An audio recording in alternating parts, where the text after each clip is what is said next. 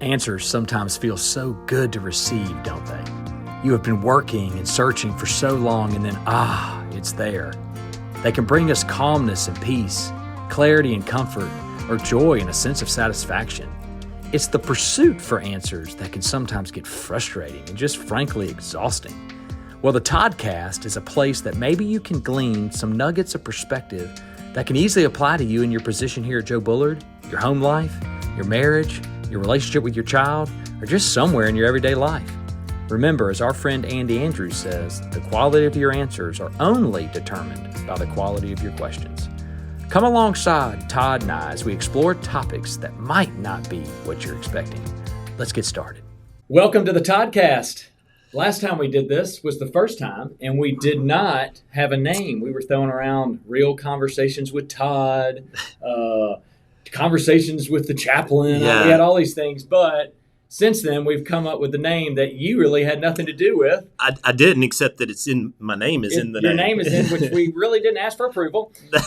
We just thought we saw it, and it just was like this is it's the name. Obvious. So it's the Toddcast. So welcome back to the Toddcast, where we ask you questions, right? That you have not been prepped on. Not prepped at all. Have no clue what you're going to ask. Part of that is a lot of that's on purpose. For sure. I just want to know kind of how it hits you in your response. Yeah, I think you're just trying to catch me. Is what you're trying to do. He did think the first time I was trying to catch you, and I did good. No, at you that. did great. Great question. Thank you. I appreciate it. Yeah. So, but we talk about the quality of our questions the quality of our answers are only determined by the quality of our questions. Correct. So questions are important, and so I want to just hit you with some questions, and let's just get started. Let's do it. So my first question, which I do think this is a question from a management and a leadership, from my standpoint, does come up a lot. Sure. In management, in leadership, in a company, really in any company, and I certainly know you'll speak to it. But Todd, why are tough conversations so hard? Well, there's a lot there. That is a very very good question that has a lot of answers to it. First off, I think personality comes into that. There are some people that naturally don't have problems with conflict. I know a couple of them.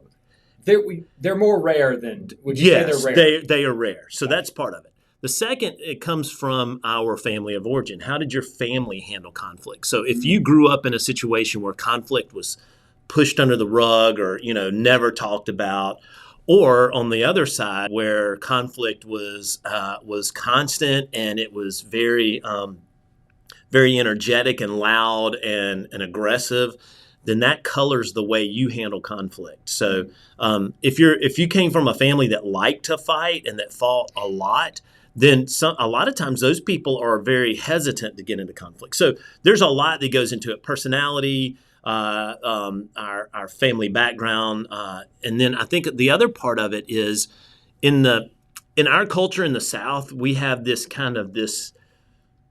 veneer, I guess, of politeness. Some of our manners? Yes, or the politeness. Or we cover it with manners. We cover it with manners. I think it's like both. It's I think, okay. Yeah, I think it's both. And so I think all of those reasons play into it. And I'm sure there's more, but all of those reasons play into why it's so hard for us to have conflict. But the absence of conflict doesn't mean that everything's okay. Conflict can actually be a very positive thing. In fact, one of my mentors said that conflict is kind of the breakfast of champions. In that you can't get Wheaties. Not exactly Wheaties, but yeah, you're right. That's what I thought about. That's exactly where that came from. Yeah. But the thing is that conflict can help you become a better version of you, and it can help you get to better answers. So if there's never any tension or conflict, then there's never any challenge to find a better answer. Mm-hmm. Does that make sense? Makes total sense. I think of like honesty, but like right. Speak to, so a little sub question. I know we're trying to keep with one question, but sure. Sub question to that would be like, if that's something you struggle with, which I would say the majority struggle with, are kind of maybe avoid conflict more than run to conflict, which I know there's a balance there. Sure. If you're on that side of maybe avoiding conflict, or that's your nature, that personality, and from your family of origin, it's just kind of the way you're raised. How would you best tell somebody to approach it? So I think conflict. One of the things that we get stuck in with conflict is that we run to the fight and we fight to win, or we want to prove our side and we get defensive. We want to be right. Yes, correct. Or we want to, or we protect ourselves, and we protect ourselves by either shutting down or fighting to win. And so I think the proper way to do it is to tell the truth in love, right? And not to communicate about the conflict itself, but about resolution.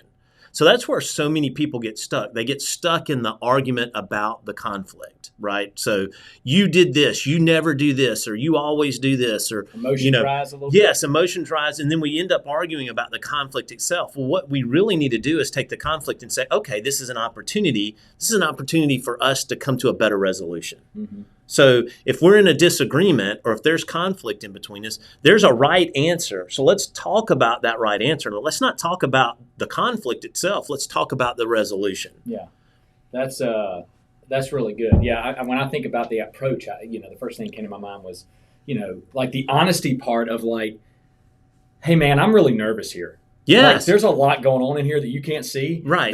That I want you to know is going on. Yeah, sure. And I don't know necessarily why. Part of it kind of goes back to the simplest form of like, I don't know what you're going to think about me after I say that. For real. And that matters. And it does matter. And I think being honest about that with someone when you're in a conflict, like, this does not make me comfortable. I don't want to be having this conversation, but I think it's necessary. I feel like it's necessary, and this is why. Right. And so, and then I think that you have to communicate in a way, you have to think about what you're going to say, how you're going to say it, and when you're going to say it.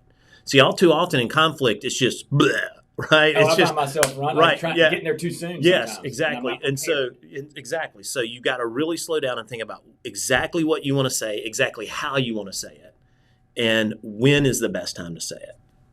Because oftentimes we don't do any of that, and then the conflict is even ramped up. Yeah, it gets worse. Oh, for sure. But it is a very common thing, certainly in our business, but any business, it's in every any relationship. Business. Yes, I mean in a church. No, right, exactly.